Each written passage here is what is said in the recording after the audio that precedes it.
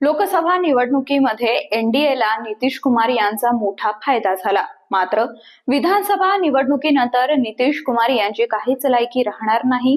त्यांना मुख्यमंत्री पदावर ठेवणं ही भाजपची मजबुरी आहे, असं मोठं विधान केलंय प्रशांत किशोर यांनी. मात्र ते असं का म्हणाले पाहूयात. नमस्कार, मी समीक्षा बेंडेदरगड. आपण पाहताय वखर लाईव्ह.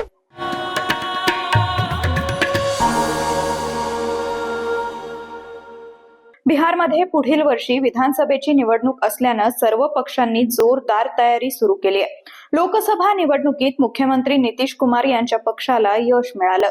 राज्यात 12 जागा मिळवत त्यांनी पुन्हा आपली ताकद सिद्ध केली. आता विधानसभेच्या निवडणुकीतही नितीश कुमार हे एनडीए सोबतच असतील असं बोललं जात आहे. मात्र राजकीय रणनीतिकार प्रशांत किशोर यांनी त्यांच्याविषयी एक वेगळंच आणि मोठं भाकीत केलंय. तो इस बार जनता उनको ऐसा नीचे उतारेगी कि कुछ बतियाने भर नहीं रहेंगे. तो मैं आपको पहले अग्रिम बधाई दे देता हूं. सही नियत से किया गया काम कभी प्रयास खाली नहीं जाता है. अगर भाजपा को बड़ी बहुमत आ जाता तो एक बार को नीतीश जी का कहानी खत्म करके अपना आदमी बैठा सकता था. फिर जनता को लगता भाई नया मुख्यमंत्री कोई बना है, इसको मौका दिया जाए, जनसुराज को काहे सोचा जाए. लेकिन देखिए आपके परिश्रम, आपकी ईमानदारी की ताकत, ऐसी व्यवस्था बन गई है कि नीतीश बाबू रहेंगे. यावेळी प्रशांत किशोर असंही म्हणाले की कोणतीही परिस्थिती असली तरी नितीश कुमार हे आपल्या खुर्चीवर कायम असतात. मात्र 2025 मध्ये जनता त्यांना खुर्चीवरून अशा प्रकारे हटवेल की त्यांना काहीही बोलता येणार नाही. नितीश बाबू अगर चाहें तो ये मांग सकते हैं कि जब तक बिहार के हर जिला में कम से कम एक फैक्ट्री नहीं खुलेगा तब तक समर्थन नहीं देंगे. नीतीश बाबू नहीं मांगे. कुछ लोग कहा कि बड़ा बड़ा मंत्रालय मांगेंगे. नीतीश बाबू भी नहीं मांगे. जानते हैं कि कोई दल का आदमी बड़ा मंत्री बन जाएगा तो दल में कंपटीशन हो जाएगा.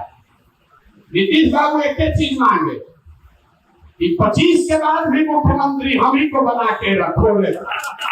मांगे तो नहीं मांगे हैं. मोदी जी के पहले पर किए. हम 2 दिन पहले बयान दिए, बड़ा हंगामा हुआ. हम आपको बता रहे हैं हम लोग जिस समाज परिवार से आते हैं, अपने से बड़े का पैर छूना ये स्वाभाविक बात है. लेकिन नीतीश कुमार मोदी जी से उम्र में छोटे नहीं है. राज्य के मुख्यमंत्री हैं. 13 करोड़ बिहार के लोगों को रिप्रेजेंट कर रहे हैं. हम लोग के साथ हैं. वो आदमी जाकर मुख्यमंत्री बने रहने के लिए देश भर के सामने मुख्यमंत्री होकर पैर छू रहा है. ये कितने लज्जा की बात है. अरे पैर छूने के लिए तैयार हैं हम लोग. मोदी जी का 4 बार पैर छुएंगे. बिहार में ये सुनिश्चित करो कि एक लड़का भी रोजगार के लिए बाहर नहीं जाएगा. हम लोग 4 बार पैर छूने के लिए तैयार. लेकिन नीतीश बाबू को नहीं चाहिए. उनको अपना कुर्सी चाहिए. फेविकॉल लगा के ऐसा चिपके हैं कि चाहे ललटेन पर लटक जाए कि पानी वाले कमल पर बैठ जाए, उनका कुर्सी नहीं हिलेगा. 2025 नंतर नितीश कुमार नकोत अशी बिहारच्या जनतेची इच्छा आहे. लोकांना आता वाटतं की बिहारच्या जनतेला इतर कोणत्याही राज्यात कामाला जायचं नसेल तर त्यासाठी आपल्याला नितीश कुमारांचा पराभव करावा लागेल. और जनता पहले कह दे भैया कुछ हो जाए 25 के बाद नीतीश नहीं चाहिए. फिर से क्लियर बताइए. इनके गाना पे इतना जोर से बोल रहे थे 25 के बाद नीतीश कुमार चाहिए कि नहीं चाहिए? चाहिए कि नहीं चाहिए? क्योंकि बिहार से बाहर हम लोग को मजदूरी करने नहीं जाना है. खरं तर बिहारमध्ये राजकीय समीकरणं बदलत चालली आहेत.